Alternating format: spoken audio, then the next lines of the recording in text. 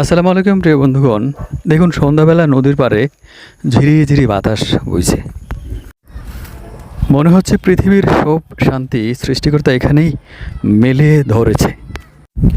উপরে নীল আকাশ, মনে হচ্ছে কোনো শিল্পীর রং তুলিতে আঁকা রঙিন কোনো ছবি। দেখুন বন্ধুরা, কি মনোরম ঝিরিঝিরি বাতাস।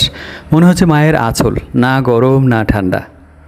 মনে হচ্ছে নদীর জল ছুঁয়ে এসে গায়ে লাগছে, আর প্রকৃতি তার আপ্যায়ন মনের মাধুরী মিশিয়ে গল্প শোনাচ্ছে। দেখুন, আকাশটা ঠিক কমলা বেগুনি রঙের মাঝামাঝি। এটাই হচ্ছে সন্ধ্যাবেলার অপরূপ দৃশ্য।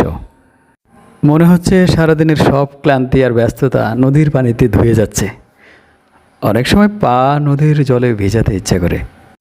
এ কারণে হয়তো আমাদের এই প্রিয় মাতৃভূমি বাংলাদেশকে বলা হয় অপরূপ সৌন্দর্যের লীলাভূমি, সবুজে ঘেরা।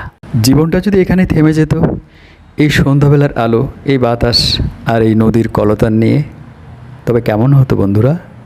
আপনাদের কি বলতে ইচ্ছে করছে, ও নদী রে তুই যাস কোথায় রে, কলকলাইয়া ছলছলাইয়া কোন সাগরে, যাস যেথা নে না এই আমারে। এই গানটি লিখেছিলেন এবং গেয়েছিলেন রেনেসা ব্যান্ডের নকিব খান। নদীর পাড়ে আসলে অবশ্যই আপনার গুনগুনে গাইতে ইচ্ছে করবে।